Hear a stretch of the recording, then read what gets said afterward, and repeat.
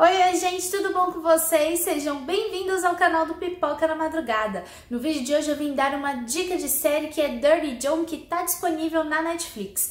É uma série antológica baseada em histórias reais e a primeira temporada vai se centrar no caso de um golpista e suas vítimas, especialmente da própria esposa, que é o maior caso. Então, se você quer saber mais sobre a série e quais são as histórias, continue assistindo ao vídeo e já deixa o seu like aqui embaixo pra mim, porque é muito importante, eu vou saber se você gosta desse tipo de conteúdo.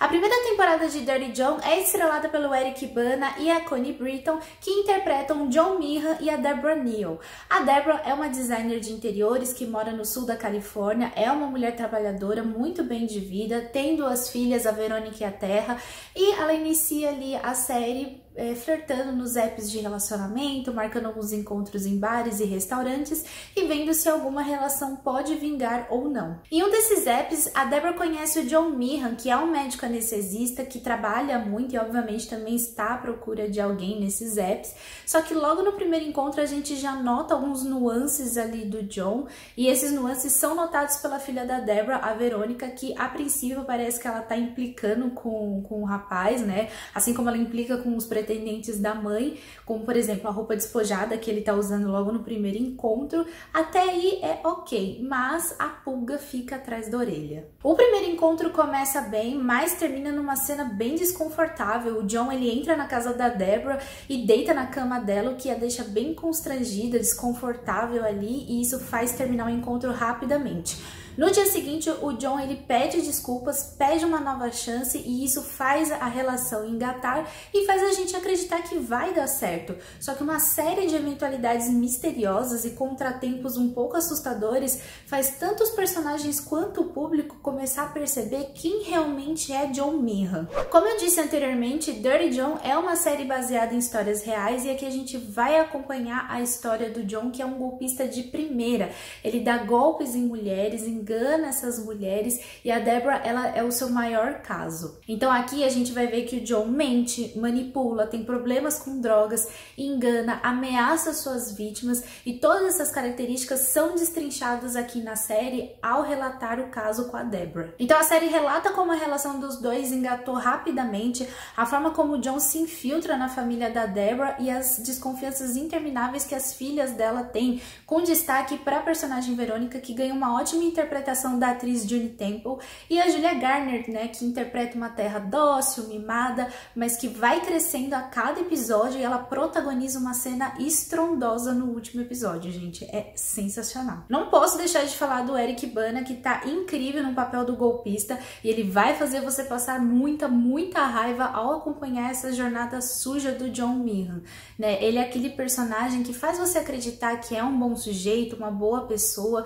só que quando tudo vem à tona, o John, ele se torna aquela pessoa que realmente te assusta a cada episódio. A atriz Connie Britton também tá fantástica como Deborah, e em alguns momentos você também vai se irritar um pouco com a personagem por conta da sua extrema inocência e cegueira, uma vez que a Deborah tá apaixonada pelo John. Mas a ficha da Deborah cai rapidamente, e isso não demora para acontecer, uma vez que o propósito da série é relatar quem é o John, né, sobre o seu passado, por que e como ele se tornou um predador, as nuances da sua personalidade sombria, as inúmeras acusações que ele recebeu e ele conseguiu escapar de todas, entre muitas outras coisas. E na série também a gente vai ver a história relatar se de fato o John algum dia se apaixonou pela Deborah ou não. Então pode ter certeza que você vai ficar chocado e perplexo com os detalhes sobre a vida dele. Ao final de cada episódio aparece uma mensagem que mostra que mesmo com a romantização e a dramatização da série, muitas das cenas que a gente vê ali realmente aconteceram. O caso Dirty John, né, que traduzido fica John Sujo, esse caso ele ficou conhecido por meio de um artigo que foi publicado no Los Angeles Times,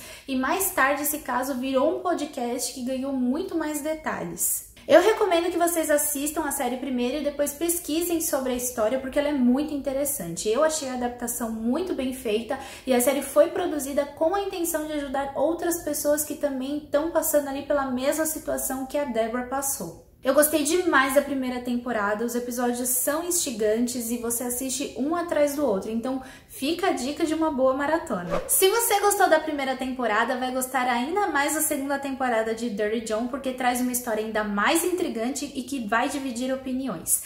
Essa segunda temporada ficou intitulada como Dirty John, The Beth Broderick Story, que é estrelada pela Amanda Peet e o Christian Slater. Então a trama narra o casamento da Beth e do Dan Broderick e o fim trágico desse matrimônio. Então a temporada ela vai narrar a história real da dona de casa que assassinou seu ex-marido e a segunda esposa dele. Esse foi um dos casos de assassinato mais midiáticos dos Estados Unidos e foi até nomeado pela apresentadora Oprah Winfrey como o divórcio mais bagunçado da América. E de fato, gente, foi bagunçado, foi confuso, foi bem complicado. A ideia da série não é só mostrar o assassinato em si, mas narrar toda a trajetória e trazer os detalhes da vida da Beth e do Dan e os fatos que culminaram no fim do casamento deles, mostrando tanto o ponto de vista dela quanto dele, mas muito mais dela, traçando uma narrativa psicológica destrutiva da personagem. O primeiro episódio já mostra o casal separado, com a Beth completamente vulnerável com relação à separação. Ela não aceita o divórcio, ela não respeita a ordem de restrição e distanciamento da casa do Dan, ela perdeu a guarda dos filhos e muitas outras coisas. Tem uma cena ali no primeiro episódio que a Beth joga o carro na porta do Dan, ele perde a paciência, chama a polícia e manda interná-la numa clínica por alguns dias. A partir daqui a gente já começa a notar a grande dificuldade que a Beth tem em aceitar essa separação. Ela não aceita os conselhos do seu advogado, ela falta nos tribunais, falta nas sessões ali para poder finalmente assinar os papéis do divórcio, resolver essa situação, e aí a gente começa a ver o quanto ela já está afetada psicologicamente. Esse primeiro episódio, ele intriga bastante e faz a gente até ficar um pouco confuso, porque nesse primeiro momento a gente não sabe quem tá certo, quem tá errado, qual é a parcela de culpa de cada um, mas no momento em que a série começa a destrinchar toda a história, a gente começa a acompanhar a trajetória do Dan e da Beth, a gente começa a ganhar informações sobre os pontos cruciais dessa história e faz a gente entender o que levou ao fim trágico desse casamento. Então nessa temporada a gente acompanha duas narrativas que começam a caminhar até se cruzarem e chegarmos no ponto atual. Então, de um lado, a gente vai acompanhar o Dan e a Beth brigando na justiça e brigando entre si, e do outro a gente vai conhecer a trajetória do casal, desde o momento em que eles se conhecem na faculdade, o casamento, a chegada dos filhos, até o momento em que a Beth começa a desconfiar que está sendo traída. É nas entrelinhas da história que a gente começa a entender por que a Beth se transformou radicalmente. Desde pequena ela foi criada, para ser dona de casa, para criar uma família, encontrar um marido perfeito, e ela segue essa tradição, porque era uma cultura normal, típica para as mulheres dos anos 50, 60 e 70, então ela segue todos esses pontos e ela apoia o Dan em tudo. Ela apoia o Dan em tudo, por exemplo, nas duas faculdades em que ele faz, e que não são qualquer faculdade, tá? Ele se forma em medicina, em direito, ela ajuda a bancar ele a faculdade, ela ajuda dentro de casa, ela cuida da casa, ela cuida do marido, ela cuida dos 4 filhos, ela faz muita coisa. E enquanto ela faz tudo isso, o Dan ele só se dedicava à vida profissional. E é aqui que a gente começa a perceber o quanto o Dan é egoísta em vários momentos, e durante o divórcio ele tira o corpo fora e coloca a culpa na Beth em tudo, como se ela não tivesse ajudado em nada, o que é uma grande mentira. Por exemplo, tem uma cena deles jovens e o Dan tá na faculdade de Direito, e aí no momento ele é questionado pelos amigos, os colegas de sala, como é que ele consegue dar conta de tanto trabalho. Só que na verdade a gente vê que a Beth ajuda ele a datilografar os trabalhos da faculdade, e em nenhum momento ele dá um crédito para a esposa, ela ajuda ele em tudo e ele não reconhece isso. E, isso irrita muito. Um outro exemplo também é que, assim, a Beth, ela é formada na faculdade, mas por ela estar casada com 4 filhos, precisa cuidar da casa, do marido, ainda ajudar ele na faculdade, ela não podia conseguir um trabalho fixo em que ela ficasse fora de casa em tempo integral. Então ela arranjava bicos, tipo vender Tupperware, vender produtos de beleza para colocar dinheiro dentro da casa. E ele também não reconhece isso e, assim, é outro momento que irrita bastante. E é aqui que a gente começa a entender a desintegração psicológica da Beth. Inclusive tem um episódio em que um psicólogo é questionado, é interrogado no tribunal, e ele traz uma narração incrível psicológica em que ele explica a história do infiel e da vítima, o que faz a gente entender muita coisa sobre essa história. E tudo começa a ir por água abaixo quando a Beth começa a desconfiar que o Dan a esteja traindo com a sua assistente do escritório, a Linda Culkane. A princípio parece que ela tá procurando pelo em ovo, que é só uma dúvida, né, que não tem nada a ver, porém essa dúvida se concretiza. O Dan inicia um romance com a Linda que não fica nada às escondidas pro escritório, todos os funcionários ali sabem, só que ele mantém essa relação por anos pelas costas da Beth. Se ele tivesse falado a verdade, aberto o jogo ali pra ela, falando que ele estava interessado em outra mulher, ele poderia ter evitado vários e vários momentos infelizes em grandes proporções. Então, a partir daqui, a gente começa a ver toda a bagunça do divórcio e faz a gente entender o que a gente viu lá no primeiro episódio. Então, a gente vê a briga pelo divórcio, a perda dos bens, a perda da guarda dos filhos, mas mais do que isso, a gente começa a ver a destruição psicológica e emocional da Beth, que a faz ter atitudes muito agressivas. Ela começa a deixar mensagens ameaçadoras e agressivas para a Linda e para o Dan. Ela briga para não divorciar, não assinar os papéis, ela falta nos tribunais, falta nas sessões, ela bate de frente com os advogados, ela perde os advogados, ela tenta recuperar a guarda dos filhos e não consegue. Então tudo isso se comprova ali na última sessão do divórcio, que inclusive esse divórcio durou acho que uns 4 anos, foi bem complicado.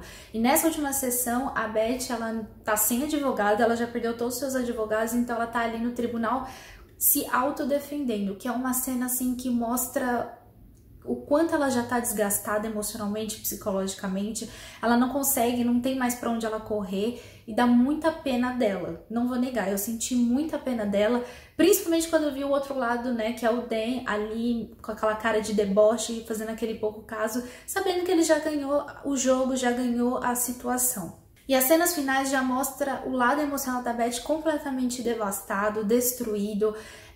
Ela começa a imaginar várias coisas, do Dan e da Linda rindo dela, do casamento, dos dois roubando a família dela, roubando os filhos. E a gente vê aquele conflito dentro dela crescendo cada vez mais, o que já indica que uma tragédia vai acontecer e realmente acontece.